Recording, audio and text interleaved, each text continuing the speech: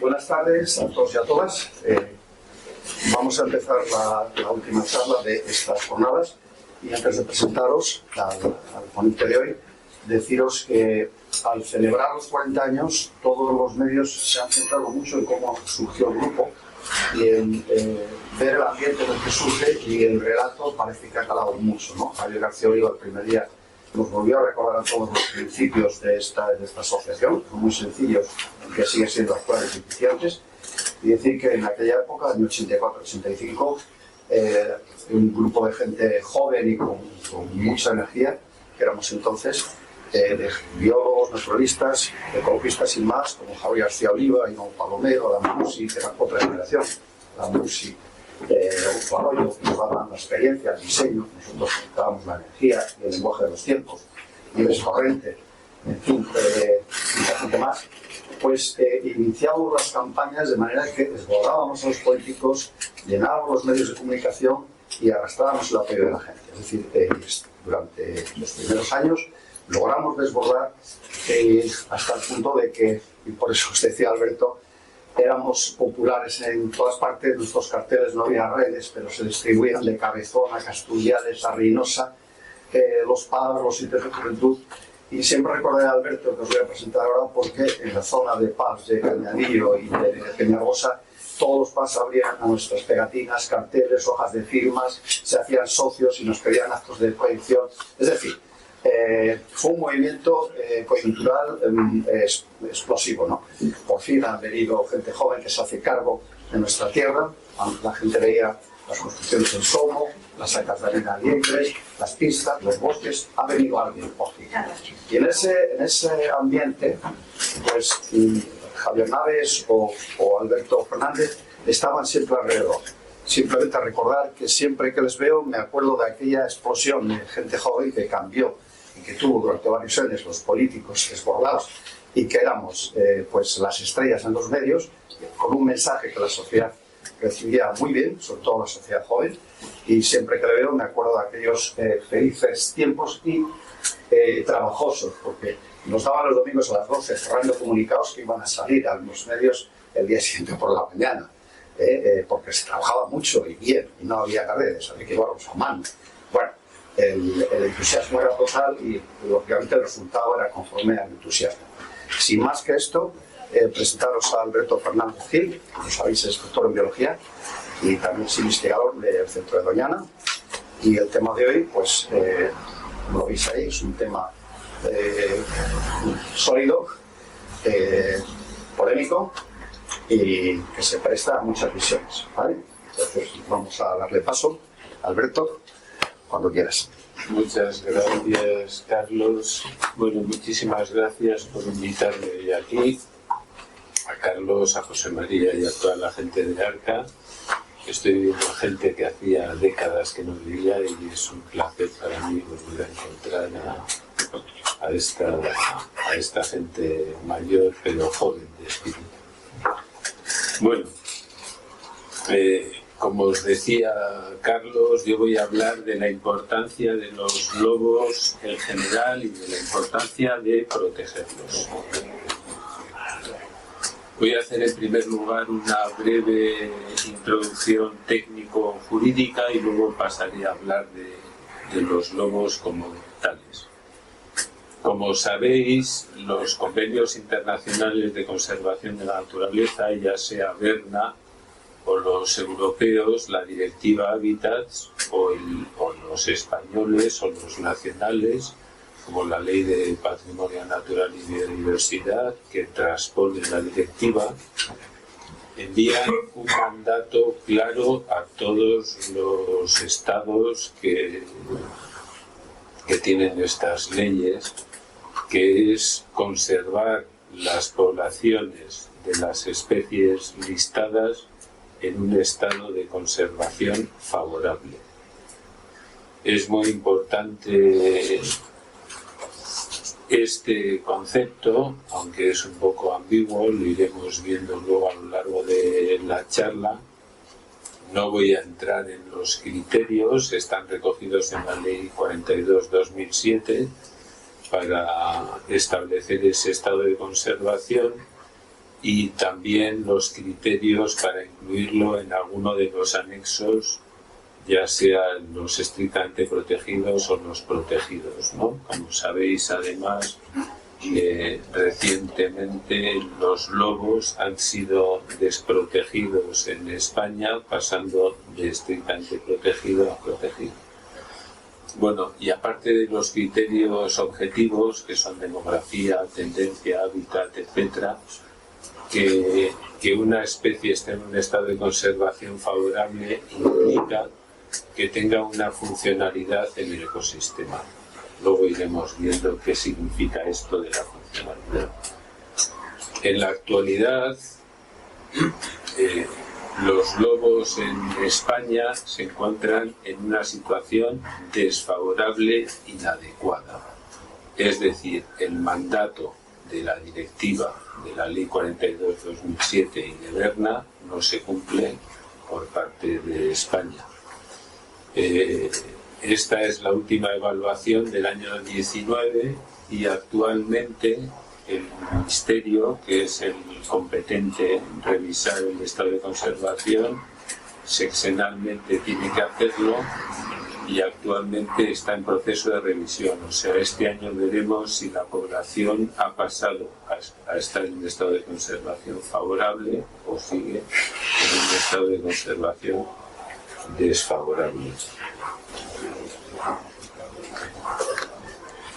El mapa de arriba, de la izquierda, es del año, es la evaluación sexenal del 2007-2012, y como veis, la población ibérica, la población de España, se consideraba en un estado de conservación favorable, y sin embargo en la actualidad, como os decía, está en un estado de conservación desfavorable, inadecuado.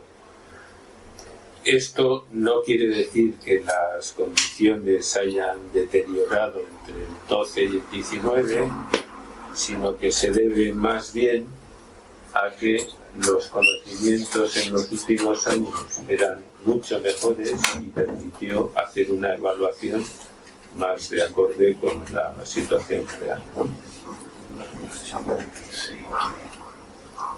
Que está en un estado de conservación desfavorable está claro, aunque algunas comunidades autónomas, por ejemplo Cantabria y Asturias, incluso Castilla y León, han intentado decir que las poblaciones de lobos en sus comunidades autónomas están en un estado de conservación favorable, pero ninguna comunidad autónoma tiene competencia jurídica ni capacidad administrativa para establecer esos estados de conservación, sino que es el Ministerio, con la información aportada de todas las comunidades autónomas y una serie de criterios, el que lo establece. Esto es tan claro que en el año 21, poco después de esa evaluación... Más alto, si puedo. Si puedes, te paso agua. ¿Qué es agua? Tengo, gracias. Hay una sí. Poco después de esta evaluación de desfavorable, algunos artículos de juristas lo expresaron claramente e inequívocamente en algunos textos jurídicos, ¿no? Pero, ¿qué significa proteger? Ya habéis visto que el título de mi charla es ¿por qué es importante proteger a los lobos en España? ¿No? ¿Qué significa proteger? He puesto aquí un pantallazo de lo que dice la Real Academia Española, que como veis, proteger es resguardar a una persona, a un animal o algo de algún peligro que la hace vulnerable, ¿no? Yo voy a estar hablando constantemente de proteger estrictamente y no proteger solo, aunque utilice el término proteger, porque creo que tanto la directiva como Berna y incluso la ley de patrimonio natural han tenido una desafortunada desarrollo retórico al establecer esos dos niveles de protección como estrictamente protegido o protegido, ¿no? Antes estaba estrictamente protegido, como sabéis, hasta en el año 21, que se protegió estrictamente, con lo cual la caza y los controles de población ya no tenían cabida legal, y recientemente han sido desprotegidos estrictamente, pero siguen protegidos, con lo cual esa confusión retórica es muy extraña. A mí no me gusta, creo que es un error de la directiva, pero en fin, cuando hable de proteger me refiero a proteger estrictamente. ¿Proteger de qué? Las poblaciones de grandes carnívoros o de grandes predadores han sido sistemáticamente perseguidas institucionalmente en tiempos históricos. No solo los grandes carnívoros, sino también muchísimas aves de presa, las grandes águilas o en general todos los pequeños carnívoros también, ¿no? Y actualmente la persecución, tanto legal como ilegal, sigue siendo la principal causa de amenaza de las poblaciones de los grandes predadores. Yo voy a hablar de la persecución legal, porque es la que nos interesa, es la que puede cambiar de estatus. La ilegal está en el Código Penal y por tanto tiene otro tratamiento, ¿no? Y como sabéis, los lobos entraron en el listado de especies estrictamente protegidas, en el listado de especies en régimen de protección especial en septiembre del 21, a iniciativa de una petición de una ONG, ASCEL, que envió al Ministerio un formulario. Esto está recogido por la ley, está recogido en la Ley 42/2007 de Patrimonio Natural y Biodiversidad, y por tanto es un procedimiento reglado. Si el Ministerio recibe una petición y cumple con los requisitos, tiene que convocar al Comité Científico, convoca a la Comisión Nacional de Biodiversidad, al Comité de Flora y Fauna, y si cumple los requisitos, el Ministerio tiene la obligación de incluirlo en el listado de especies protegidas. Eso ocurrió en septiembre del 21. Sin embargo, en marzo de este año, a finales de marzo de este año, como probablemente sabéis también, mediante unas enmiendas introducidas en una ley de desperdicio alimentario que no tiene nada que ver con la ley de patrimonio natural, y con los votos del PP, de Vox y del PNV, y creo recordar que con la abstención de Bildu y de Esquerra Republicana, el lobo salió de esa manera extraña y yo creo que un poco torticera, salió del listado de especies protegidas. Se da la paradoja de que el lobo sale del listado de especies protegidas mediante la ley de desperdicio alimentario, y sin embargo la ley que regula la inclusión en el listado de especies protegidas no ha sido derogada ni modificada ni ha sufrido ningún cambio, con lo cual, ¿cómo es posible que esto haya ocurrido, no? Por ejemplo, según esta lógica, podría ocurrir que un colectivo de mujeres, por ejemplo, en virtud de su raza, podría quedar desprotegido del amparo que le brinda la ley de violencia de género, por ejemplo, por una ley de desperdicio tecnológico o energético o cualquier cosa así, ¿no? También podría darse el caso de que unos refugiados o unas personas dependientes perdieran su condición de tales, que está amparada por una ley, la ley del Estatuto de Refugiado o la ley de dependencia, y que perdieran esa condición, por ejemplo, por una enmienda que se introdujera en una ley que no tiene nada que ver ni con la ley de refugiado, ni con la de violencia de género, ni con la de dependencia, ni con nada, ¿no? ¿Cómo ha podido ocurrir esto? De hecho ha ocurrido, y sus señorías, pues algunos lo han hecho con gran regocijo y con felicidad, como sabéis, ¿no? En fin, esta es la situación actual, ¿no? Dicho esto, ahora voy a hablar de lobos ya. Voy a hablar de lobos como biólogo de la conservación. Yo soy profesionalmente un biólogo de la conservación, que como sabéis es una disciplina de crisis que trata de establecer los factores de amenaza de aquellas poblaciones de especies que se encuentran en un estado vulnerable o en peligro, etcétera, ¿no? Desde el punto de vista ecológico, los grandes carnívoros, incluidos los lobos, pero prácticamente todos los grandes carnívoros, tienen dos condiciones, dos cualidades o dos características que les hacen muy especiales. Desde luego, todas las especies son únicas en los ecosistemas, pero algunas son más importantes que otras, ¿no? Estas características son el hecho de que son especies clave y especies apicales.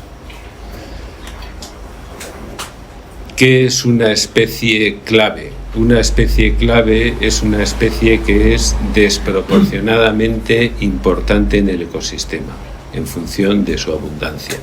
A menudo se ha dicho, por ejemplo, que los conejos o los ciervos o las encinas son especies muy importantes en los ecosistemas mediterráneos, evidentemente, y son especies clave. Pero no son especies clave, son especies fundamentales, pero no son clave porque su abundancia hace que condicionen todo el sistema. Para que una especie sea clave tiene que ser rara, escasa y desproporcionadamente importante.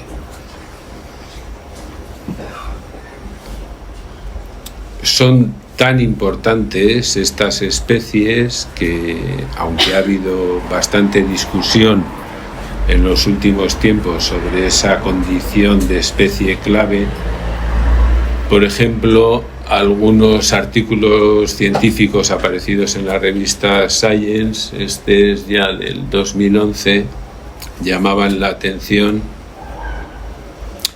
del efecto que estaba teniendo en la degradación ecosistema a nivel planetario la rareza o la desaparición de los grandes carnívoros, ¿no? Y este artículo se publicó en Science y estaba coautorizado por muchos de los más grandes biólogos de la conservación que se habían dedicado al estudio de los carnívoros en los últimos 40 años, ¿no?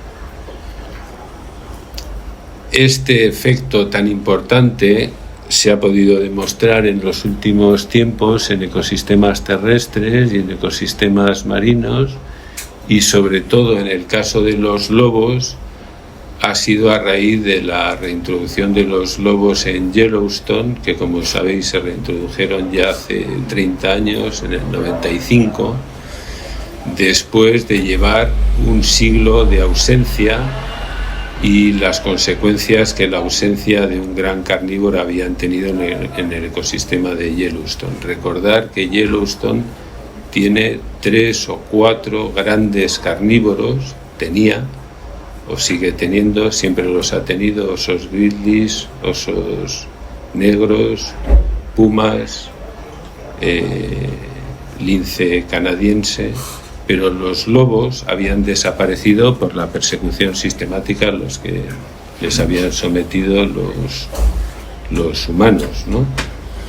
Entonces, la reintroducción de los lobos en Yellowstone fue tan espectacular que ha llevado a múltiples artículos científicos viendo no solo que limitaban las poblaciones de los grandes ungulados de los que se alimentan, sino que a través de la ecología del miedo cambiaban su comportamiento, y ha traído la aparición o la abundancia de, por ejemplo, de bosques de ribera en sitios donde prácticamente el herbivorismo los había hecho desaparecer. Han aparecido especies que no se databan en Yellowstone durante décadas y tal. O sea que ha tenido unos efectos dramáticos en el sentido de que ha aumentado las especies presentes y el sistema se ha hecho más complejo y más resistente.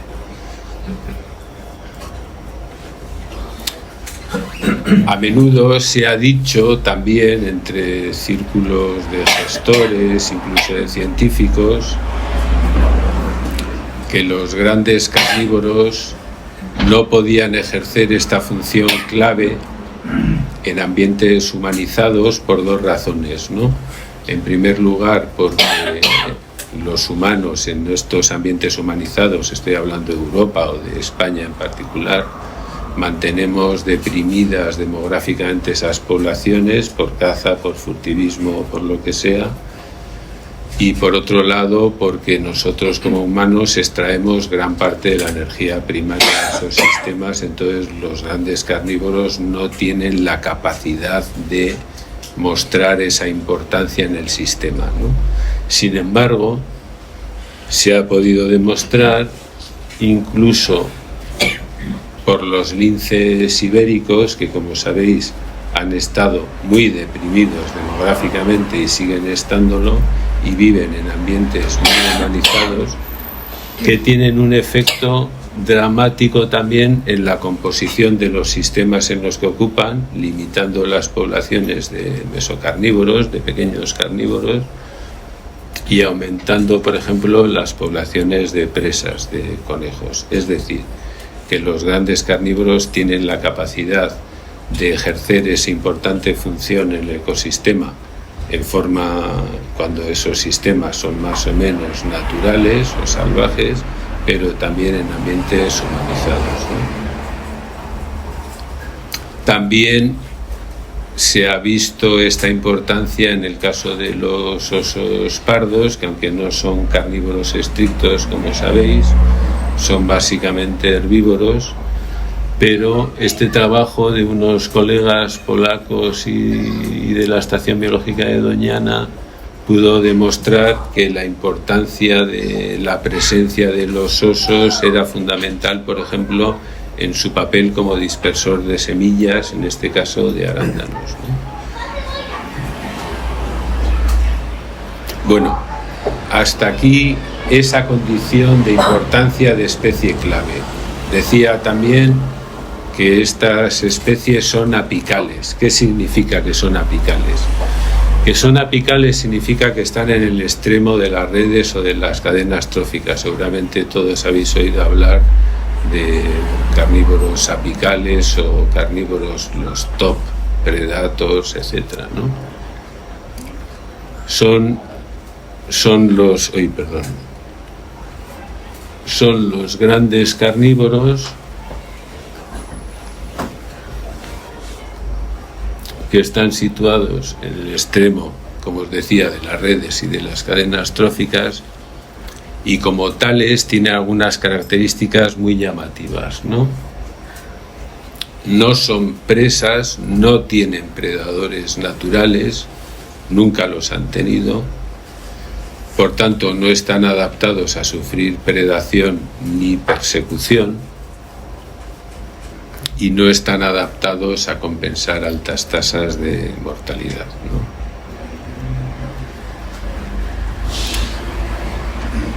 Los apicales son generalmente predadores, no solo carnívoros, también son las grandes águilas. En nuestro caso, las águilas reales en nuestro sistema son grandes predadores apicales y clave, o en los sistemas marinos las orcas, por ejemplo, cumplen ese papel.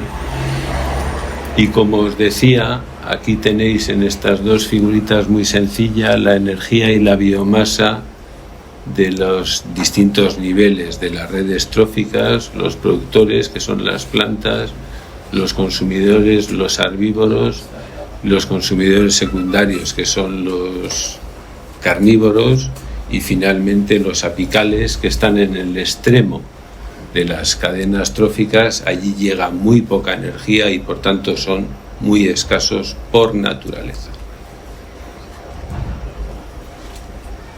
Bueno, como os decía, los predadores apicales son escasos, no están adaptados a sufrir predación y persecución y tienen algunas características muy importantes, ¿no?, desde el punto de vista que nos interesa, que es que tienen sistemas de autorregulación de sus poblaciones. ¿Qué significa esto? En un sistema en el que hay algunos grandes predadores apicales y siempre hay otros mesocarnívoros o pequeños carnívoros, los pequeños carnívoros se regulan sus poblaciones, lo que los ecólogos llaman extrínsecamente, es decir, por la cantidad de alimento disponible en el sistema. Los predadores apicales evidentemente también se regulan por el alimento que tiene el sistema, pero además tienen sistemas de autorregulación de esas poblaciones, de sus propias poblaciones. ¿Cómo autorregulan los lobos sus propias poblaciones? Pues básicamente de dos formas. Una, por supresión reproductiva, y la otra por territorialidad. La supresión reproductiva quiere decir, por ejemplo, que los lobos que son sociales obligados, o sea, todos los lobos tienen que vivir en grupos, si no pueden desarrollar su ciclo vital. La supresión reproductiva se manifiesta de forma que solamente en un grupo de lobos se reproducen un macho y una hembra maduros y adultos, independientemente de que haya 4, 6, 8 o 10 o los que sean. Solamente se reproducen 2. En algunos casos es cierto que una segunda hembra puede parir, pero generalmente pierde los cachorros porque no tiene otros lobos que la asistan en la crianza, ¿no? Eso por un lado, y por el otro está la territorialidad. Es decir, los lobos son muy territoriales. Os he puesto ahí esa figura espectacular obtenida con registros de lobos radiomarcados con GPS. Es de Norteamérica, del sur de Canadá, del sureste de Canadá y del noreste de Estados Unidos, y cada paquetito es un territorio de lobos, y que quiero que os fijéis que prácticamente no se solapan prácticamente nada y tienen todos tamaños muy parecidos. En España no sabemos si esto es así, pero cabe esperar que sí. Y las densidades de lobos, por ejemplo, estimadas en España, las pocas veces que se han hecho algunos procedimientos de captura, recaptura y tal, se ha estimado que las densidades son de 2 lobos por cada 100 kilómetros cuadrados aproximadamente. No se han estimado densidades mayores a nivel de paisaje, al menos. Y esto implica que los territorios de los lobos en España a nivel de paisaje también, y un territorio además hay que considerarlo con todo el ciclo vital. No vale con intentar ver cuál es la zona ocupada por los lobos en 3 o 4 meses. Hay que estimar cuánto territorio utilizan los lobos todo el año para que puedan sacar cachorros adelante, se puedan dispersar, etc. Eso implica que los territorios de los lobos en España son de aproximadamente 200 kilómetros cuadrados, que es aproximadamente de media, con pocas variaciones, lo que suponen los territorios de los lobos en prácticamente todo el sur de Europa, ¿eh? Estamos hablando de Italia, de los Alpes dináricos, de los Cárpatos, etc. En Escandinavia ya es otra historia y ahí los territorios son más grandes. Pero en España o en la península ibérica y en el sur de Europa, aproximadamente 200 kilómetros cuadrados. Os he puesto aquí esta figura, que siempre la pongo en las charlas. Es un poco difícil de ver, pero bueno, lo vais a entender perfectamente. Este trabajo se hizo en Yukon, está publicado en Wildlife Monographs, es un pepino increíble y tiene muchísimos datos de un trabajo experimental donde se mataron cientos o miles de lobos para ver cuál era su consecuencia demográfica en esas muertes. Eran otros tiempos y tengo que decir que hay gente ahora actualmente que está intentando diseñar científicamente también las matanzas, es decir, que los tiempos tampoco parece que han cambiado tanto, ¿no? Bueno, en todo caso, lo que nos interesa es, aquí tenéis, cada punto es una zona y unos años, es decir, era un núcleo de lobos a los que se había sometido a distintas mortalidades, desde un 40% hasta un 90%, o sea, prácticamente se habían aniquilado todos los lobos de esas zonas, y el objetivo de los investigadores era ver cuál era la tasa de recuperación de los lobos, ¿no? Lo que me interesa que veáis es esta parte de la figura, que quiere decir que con mortalidades del 30% o inferiores, las poblaciones de lobos no aumentan en absoluto. Esto es muy importante. Con mortalidades del 30% o menores, la tasa de cambio, lambda, es 1, es decir, la tasa exponencial de crecimiento es 0. Siempre que no tengan hábitat disponible o se puedan dispersar. Una población que ha ocupado todo su espacio, si no se la toca, no aumenta.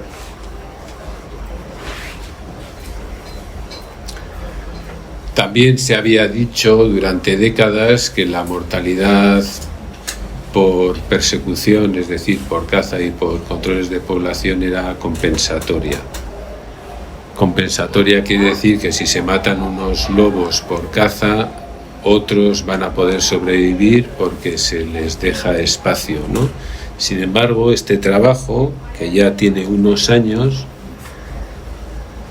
confirmó que esto no es así, que las mortalidades por persecución, por caza y por controles de población son siempre aditivas o superaditivas. Cada punto es una población de lobos.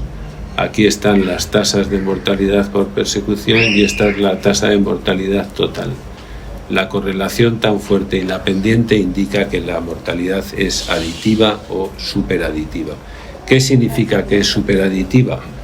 Pues que si se matan algunos ejemplares del grupo, algunos de los más importantes, por ejemplo, el macho o la hembra alfa, esto puede condicionar la muerte inmediatamente después de los lobos dependientes de esos ejemplares, ¿no? Y otra de las consecuencias de este trabajo también, siempre se ha dicho que las mortalidades por persecución de en torno al 25 al 30% eran sostenibles en los lobos, ¿no? Seguramente lo habéis oído alguna vez, en torno a, si extraemos de una población, si matamos de una población el 20, el 25, el 30%, no tiene efectos demográficos. Y sin embargo, este trabajo demostró que sí, que con tasas de mortalidad mucho más bajas que ese 25%, los lobos entran en depresión demográfica.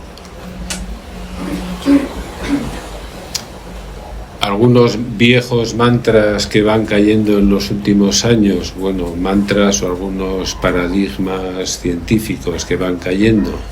Por ejemplo, se ha dicho, se sigue diciendo en medios científicos, que las poblaciones de lobos se regulan solo por el alimento. Esta figura de aquí, que ha sido muy famosa, se ha reproducido cientos de veces, está hecha por algunos de los demógrafos de lobos más importantes del mundo, Fuller, Metz y tal. viene a decir: esta es la biomasa de alimento que hay en el sistema, y a la izquierda las densidades de lobos, ¿no? Según esta figura, parece que a medida que aumenta el alimento, la densidad de lobos aumenta indefinidamente. Sin embargo, esto va en contra de lo que decíamos antes de estos sistemas de autorregulación, ¿no? Bueno, pues algunos biólogos han reanalizado esta misma figura con los mismos datos y han visto que realmente hay una asíntota. Es decir, hay un momento por encima del cual, aunque haya muchísimo alimento, la densidad de lobos ya no aumenta más, que viene a ser consecuente con lo que decíamos antes de estos sistemas de autorregulación, ¿no? Bueno, ya os he comentado antes que se sigue diciendo que las mortalidades de en torno al 25% son sostenibles. A mí utilizar estos términos de tasas de mortalidad sostenibles o matanzas sostenibles me avergüenza como biólogo, pero las pongo aquí para que veáis quién las dice. Algunos de los más grandes biólogos loberos del mundo, y ya hemos visto que no son sostenibles, incluso con tasas mucho más bajas de ese 25%, las poblaciones entran en depresión demográfica, ¿no? Y otro de los grandes paradigmas que van cayendo es que los controles son muy importantes, útiles y casi imprescindibles para rebajar los daños al ganado. De hecho, es el argumento que utilizan actualmente las administraciones, en concreto Cantabria, Asturias y Galicia, también Castilla y León, que ha empezado a implementar los controles de población para rebajar los daños al ganado. Y básicamente la razón por la que están controlando la población o van a someter a la población de lobos a la caza es porque afecta a la ganadería y quieren rebajar los daños con ella, ¿no? ¿Es esto así? Pues va a ser que no. Fijaros bien en esta figura, que es muy importante y nos va a dar un poco de juego para discutir después el efecto que tienen los controles en los daños al ganado. Este trabajo se publicó en el 2014 en el PLOS ONE, ya hace 11 años, y tuvo tanta repercusión y fue tan polémico, que supuso la expulsión del primer autor, de Robert Bielgus, de la Universidad de Washington, donde trabajaba, por las presiones de los biólogos de los estados de Washington, de Oregón, de Montana, de Idaho y de Wyoming, del colectivo de ganaderos y de cazadores. Fue expulsado, aunque después se le recompensó con $500,000, aunque ha dejado él ya la profesión. ¿Y por qué fue tan polémica este trabajo? Pues básicamente por esta figura en la que veis aquí debajo está la proporción de lobos matados en una población, que me parece, creo recordar que era una población de Washington y de Oregón, o de Washington o de Oregón y Idaho, y como veis aquí está el 5% de la población extraída, el 10, el 15, el 20, el 25, el 30, el 35, y estos son los daños subsiguientes al ganado. Cabría esperar que a medida que se matan lobos, los daños se reduzcan, pero estos dos autores vieron que no, que hasta un 20, un 25% de lobos extraídos, los daños no solo no se rebajaban, sino que ni siquiera se estabilizaban, sino que aumentaban. Y solamente disminuían cuando la población de lobos había sido sometida a unas extracciones tan brutales, pues del orden del 35, del 40, del 45%. Es decir, tenían que aniquilar prácticamente la mitad de la población de lobos para que los daños se rebajasen, y al principio incluso aumentaban. Bueno, este trabajo tuvo varias réplicas en la misma revista, en PLOS ONE, aunque no os los voy a poner porque son metodológicamente muy obtusos, pero lo único que venían a decir es que esta parte de la figura, la primera parte en la que los daños aumentaban, era realmente un artefacto metodológico, es decir, como tanto los lobos como los daños, como los lobos controlados estaban aumentando, era una especie de resultado circular, ¿no? Sin embargo, dos artículos muy importantes y que han sido citados muchísimas veces, y son citados muchísimas veces todavía, como réplica al trabajo anterior, que son este de Bradley y compañía, que apareció en el 2015, es decir, inmediatamente después del de Biergus y compañía, y este de Cesare y compañía. Básicamente están hechos por los mismos autores, están publicados los dos en el Journal of Wildlife Management, que es una revista muy importante del manejo de la vida silvestre, un poco anticuada, la verdad. Pero bueno, a lo que voy, se ha tomado estos dos trabajos como una réplica del trabajo de Biergus, viniendo a decir que realmente los controles sí que funcionan para rebajar los daños al ganado. Y sin embargo, las dos figuras que ponían para demostrarlo eran estas. Esta figura de aquí tiene tres líneas. Esta es la probabilidad de tener daños después de haber liquidado todos los lobos de los grupos, todos. Sin embargo, estas dos, la negra es la probabilidad de tener daños un tiempo después de no haber tocado los lobos de la zona, y la otra es prácticamente igual después de haber sometido a los lobos a un cierto control. Es decir, que para rebajar llamativamente los daños tenían que liquidar todos los lobos de los grupos. Esta figura es prácticamente igual. Esta es la probabilidad de tener daños después de que todos los lobos han sido liquidados, es decir, la probabilidad de tener daños es 0 cuando todos los lobos han desaparecido, normal.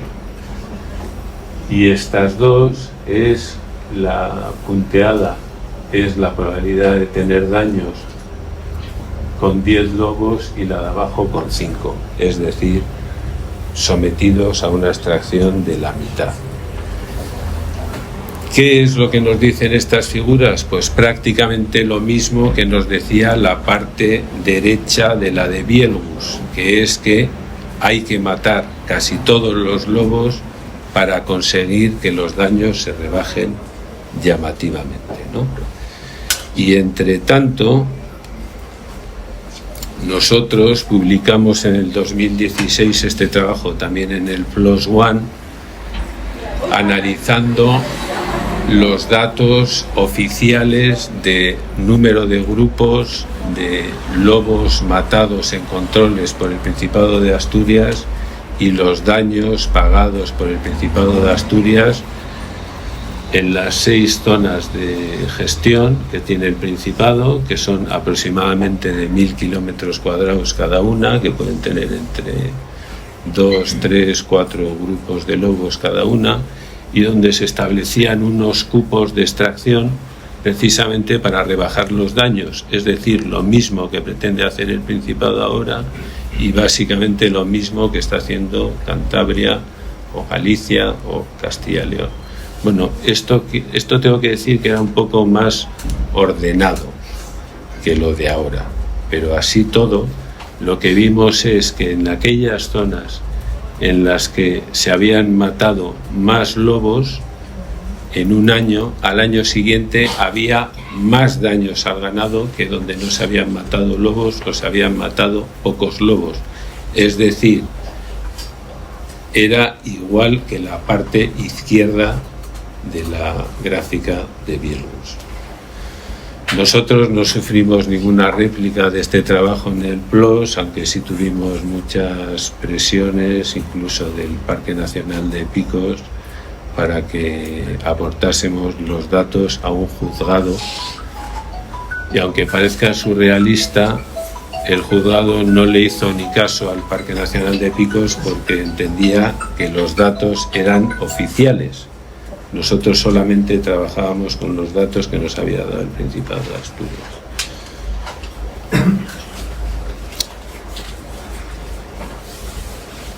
Que hay que matar prácticamente todos los lobos para rebajar los daños al ganado, ya lo habían dicho unos años antes unos biólogos eslovenos que no conocían ninguno de los trabajos que he puesto hasta ahora, pero que llegaron a concluir, después de analizar los lobos, cientos de lobos matados en Eslovenia y el patrón de daños al ganado, venían a decir que los controles de población son eficaces sobre los daños solo cuando los lobos son completamente exterminados o cuando la mayoría son eliminados de grandes zonas. Es decir, parece que hay un consenso clarísimo en que realmente para rebajar los daños al ganado hay que liquidar a prácticamente todos los lobos de una región enorme.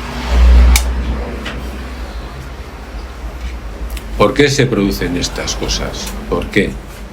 ¿Cuál es la razón de que al matar el 10, el 5, el 15% de los lobos pueda haber más daños al año siguiente? Pues porque el control letal supone un desequilibrio enorme en la estructura social de un depredador complejo que tiene una estructura jerárquica y unos sistemas de regulación reproductiva y una territorialidad muy fijas y muy consistentes. Entonces los controles, la caza y los controles de población, aunque sean a niveles bajos, como son por definición indeterminados, no van dirigidos a ejemplares concretos, porque eso es prácticamente imposible, pues se matan cualquier animal y tiene unos efectos devastadores, ¿no?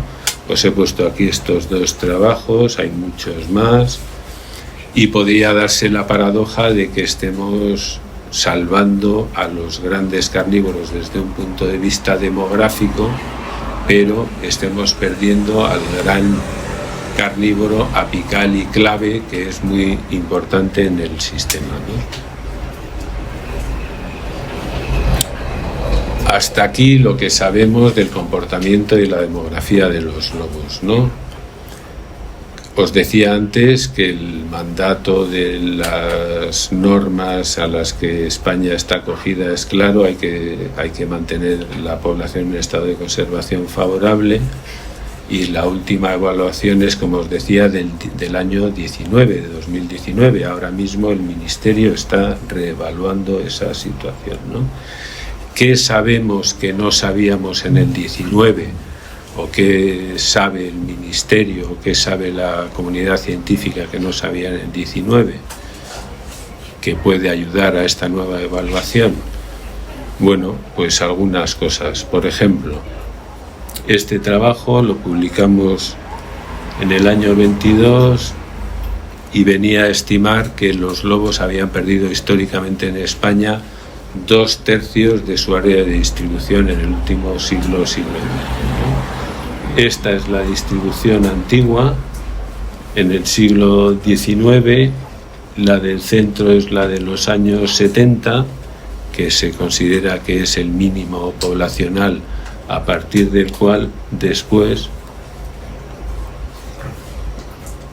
los lobos se recuperan un poco en el núcleo noroccidental y es donde están actualmente acantonados, ¿no?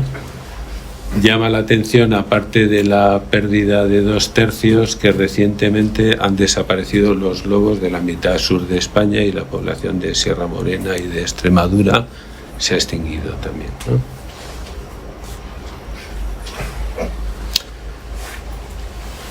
También sabemos, por ejemplo, aunque este trabajo es del 18, ya estaba disponible en aquella evaluación, que el hábitat disponible para los lobos en España es al menos otro tanto del que ocupan actualmente. Es decir, hay aproximadamente unos 150.000 kilómetros cuadrados en rojo. Veis las zonas que son hábitat de calidad alta para los lobos en Pirineos, en el sistema ibérico oriental y en gran parte de las sierras meridionales, béticas, subbéticas, orientales de Andalucía, de Murcia y de Castilla-La Mancha, que no está ocupado por los lobos y por tanto hay posibilidades de expansión y de dispersión a esas zonas, ¿no? Este trabajo está publicado en el 19, es decir, ya estaba disponible en aquel momento de la evaluación, pero lo pongo aquí también porque venía a decir que el manejo letal, es decir, la caza legal mediante controles de población y caza, estaba hipotecando las posibilidades de recuperación de la población ibérica de lobos, básicamente reduciendo las capacidades de dispersión, ¿no? Este trabajo le pongo aquí porque se ha dicho a menudo que la caza legal de alguna manera atempera el furtivismo, es decir, allí donde se caza los furtivos tienen menos ganas de salir a furtivear. Sin embargo, parece que es justo lo contrario. Allí donde una especie o una población ha sido estrictamente protegida, parece que la protección estricta guarda mejor la viña que en el momento en que se deja de proteger la especie. Parece que los furtivos, de alguna manera, el furtivismo aumenta, ¿no? Esto tiene bastante sentido y yo creo que, por ejemplo, esto es aplicable también al caso del fuego, de los incendios en España, etc. Cuando los fuegos eran completamente ilegales, pues la gente se animaba menos a quemar el monte y yo creo que ahora esto no es así, ¿no? Ahí tenéis dos imágenes de controles legales. A la izquierda unos guardas de Castilla y León con un lobo controlado, abajo dos lobos matados en operaciones de control por el Principado de Asturias, legales, y a la derecha algunos de los episodios más vergonzosos y repugnantes que hemos sufrido en Asturias en los últimos años, para que veáis que realmente la caza no solo no rebaja el furtivismo, sino que parece que aumenta la brutalidad hacia estas especies, ¿no? Tampoco sabíamos, por ejemplo, cuál era el tamaño de grupo medio de los lobos en España. Hicimos un trabajo con cientos de observaciones y de datos y estimamos, por ejemplo, que el tamaño medio de grupo en invierno era de en torno a 4 ejemplares, con un rango entre 2 y 9, pero la media eran 4 ejemplares en invierno, que es una media muy parecida al del resto de las poblaciones europeas. Y os pongo aquí, por ejemplo, las oscilaciones que tenía el tamaño de grupo medio en invierno, con oscilaciones llamativas entre 2 y 5 ejemplares, depende de los años, pero sin ninguna tendencia, ¿no? Otro trabajo muy bonito y muy importante, recientemente sacado del horno, es esta tesis doctoral que estima las tasas de mortalidad mediante un modelo demográfico de los lobos en la península ibérica En este caso, por clases de edad, los adultos un 25%, las crías un 57% y los dispersantes un 35%.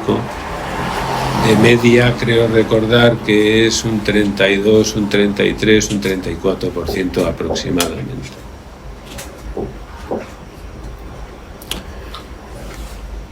¿Ha aumentado la población de lobos en las últimas décadas? Pues parece que no. Los mapas de arriba, aunque no están actualmente publicados, pero los adelantos son los que van a salir en el Atlas de la SECEM este mismo año. Y arriba veis la distribución en naranja y los grupos en morado del primer censo nacional, aproximadamente hacia el 88. Luego en el centro una estima de la distribución y de los grupos hacia el 2001 y finalmente a la derecha la distribución y la estima de los grupos en el último censo nacional disponible, que es el del 2012-2013. Actualmente, como sabéis, hay un nuevo censo nacional, pero no está disponible todavía, lo tienen las comunidades autónomas y el Ministerio y todavía no ha sido dado al público, ¿no? Yo no tengo esos datos.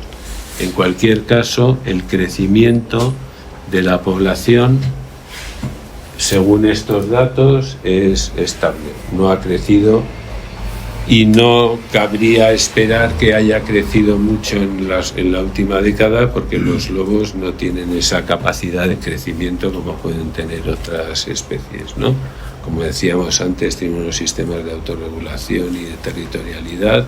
Siempre que haya hábitat disponible pueden irlo ocupando, pero a una tasa de velocidad limitada. Algunos de los resultados, bueno, ya habéis visto, el crecimiento es estable, los grupos son relativamente pequeños en invierno, en torno a 4 ejemplares, y el éxito reproductor, medido como el porcentaje de grupos que sacan cachorros adelante, es muy bajo. Es mucho más bajo de lo que habíamos esperado en principio. O sea, prácticamente la mitad de los grupos sacan cachorros adelante y la otra mitad no. No sabemos muy bien por qué razones, pues por fracasos, por pérdidas, por enfermedades o por lo que sea. Y ya para ir acabando voy a aportaros un poco de lo que nos ha dicho la genética de las poblaciones ibéricas de lobos, ¿no? Este trabajo, que ya tiene unos años, mostraba claramente que la población ibérica de lobos es la única que está completamente aislada en Europa. Todas las demás, como veis, en verde está la distribución y en rojo aparecen los movimientos de lobos radiomarcados en esas poblaciones que salieron, que hicieron que hicieron episodios de dispersión a largo plazo. Prácticamente en todas las poblaciones hay dispersantes de largo recorrido, con lo cual de alguna manera están conectados, pero veis que la población ibérica no tiene ninguna de estas flechitas rojas, a pesar de que se han marcado en España. Actualmente ya llevamos pues probablemente cerca de 300 lobos radiomarcados y parece que ninguno ha salido del área de distribución noroccidental ni tampoco ha llegado a ninguno de Pirineos. Es decir, está aislada desde hace décadas, desde hace muchas generaciones. ¿Qué consecuencias ha tenido este aislamiento? Pues en este trabajo vieron, analizando restos de material genético de lobos actuales y de colecciones de los años 70, que la población noroccidental, aunque se había estabilizado, había aumentado un poco y se había estabilizado en los últimos años, ha seguido perdiendo variabilidad genética aún habiéndose estabilizado, incluso habiendo aumentado ligeramente. Es decir, la pérdida de variabilidad genética en una población aislada continúa perdiéndose. Y también, y esto es muy importante, de la misma manera, haciendo análisis de genómica de lobos actuales y de lobos de los años 70 de las colecciones de la Estación Biológica de Doñana del CSIC, vieron que el coeficiente de endogamia actual en algunos núcleos de lobos era muy alto, por encima del 20%, lo cual es altísimo, y sin embargo no detectaron esos coeficientes de endogamia en las muestras obtenidas más antiguamente, ¿no? ¿Qué quiere decir esto? ¿Y qué quiere decir que hay una gran varianza en las tasas de endogamia? Pues que parece que la población ibérica de lobos está estructurada, está fragmentada, y de alguna manera algunos núcleos no tienen prácticamente contacto con otros. Es decir, no solo está completamente aislada del resto de las poblaciones europeas, sino que parece que de alguna forma están casi aislados entre sí. Y de hecho, los núcleos del sur del Duero, no solo los del sur del Duero, algunos del norte del Duero, tienen unas tasas de endogamia altísimas.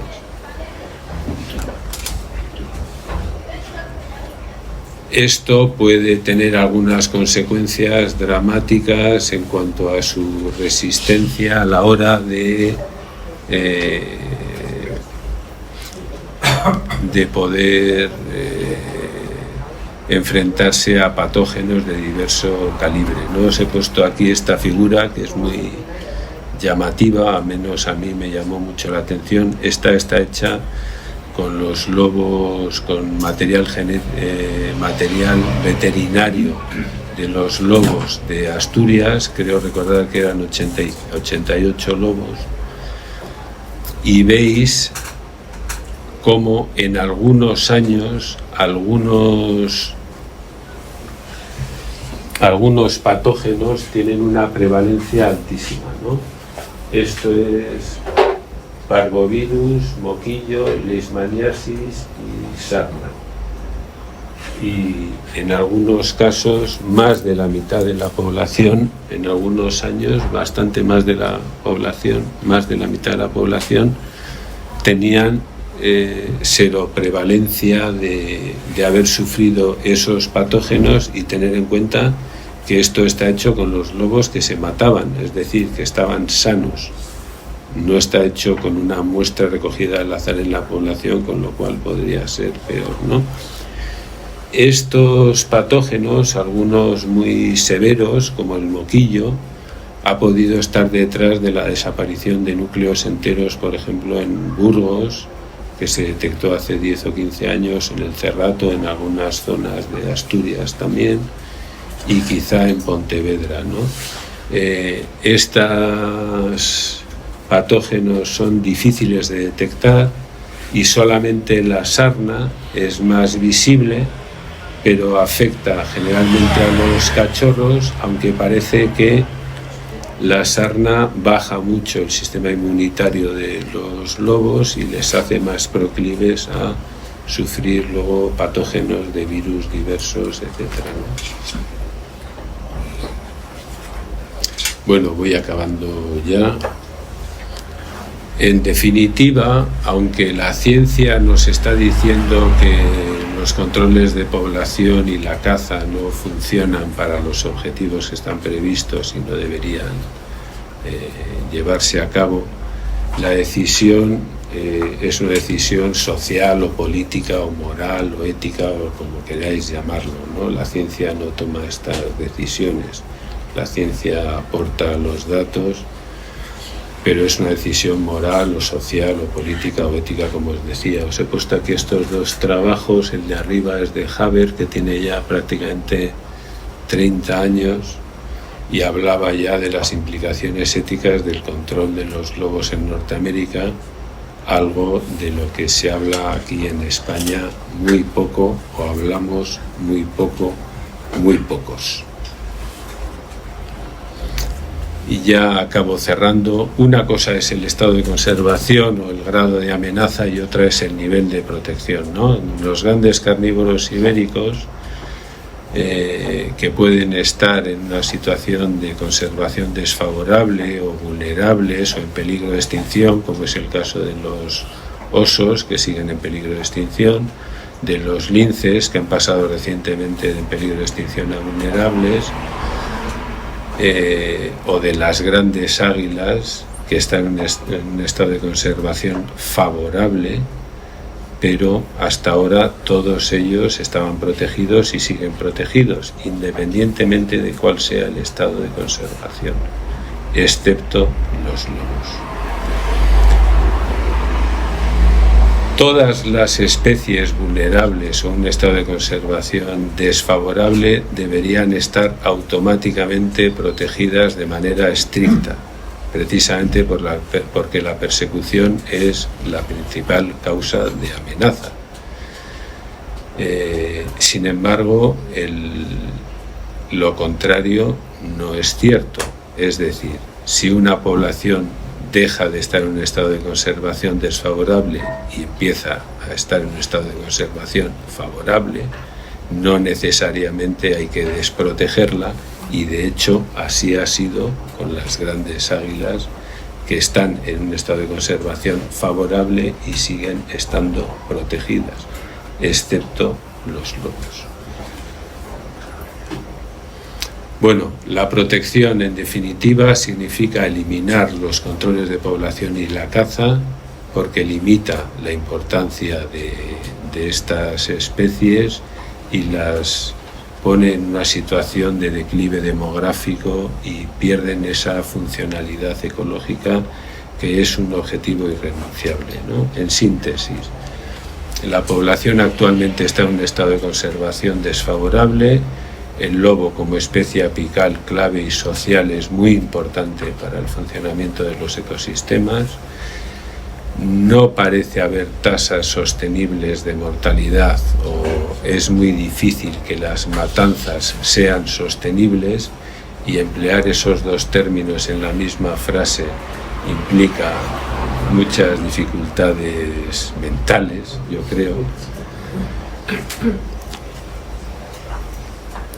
La evidencia científica nos dice que los controles de población no funcionan para rebajar los daños, a no ser que se eliminen prácticamente todos los lobos de una zona, y las tasas de afección a la ganadería extensiva no parece que justifiquen el discurso que da la administración de que la presencia de los lobos o los daños de los lobos están hipotecando el futuro del sector ganadero como tal, porque, y estos datos están sacados de los datos oficiales de la Diputación de Cantabria, el porcentaje de ganado afectado sobre el total del censo ganadero por las depredaciones de los lobos en los últimos años en Cantabria es el 0,5%, y sin embargo el ganado tiene unas tasas de mortalidad al menos 10 veces mayores que ese 0,5%. Es decir, que las tasas de mortalidad del ganado en extensivo en Cantabria y en Murcia o en Albacete, donde no hay lobos, son prácticamente iguales. Y ya para acabar, os pongo aquí algunas frases de algunos gigantes de la biología de la conservación. Proteger a los carnívoros significa proteger la vegetación, a otros animales, los recursos hídricos, el suelo, mucho más, y de alguna forma mantener la calidad de la vida humana también. O esta obsesión que tenemos de conservar demográficamente poblaciones pequeñas, supuestamente viables, es una forma de descompromiso realmente con la conservación funcional de la naturaleza, ¿no? Y nada, agradecer a mis colegas, a mis jóvenes colegas que han acabado el doctorado el año pasado. A la derecha Isa Salado, de la que he obtenido algunos de los trabajos que he puesto aquí en esta presentación. En el centro Ana Morales, que ha hecho un trabajo fantástico de demografía y dinámica de la población de lobos. Y aquí Vanessa Díaz Vaquero, que ha hecho una tesis sobre los daños de los lobos al ganado en Asturias. Y esto es todo, chicos. Muchas gracias.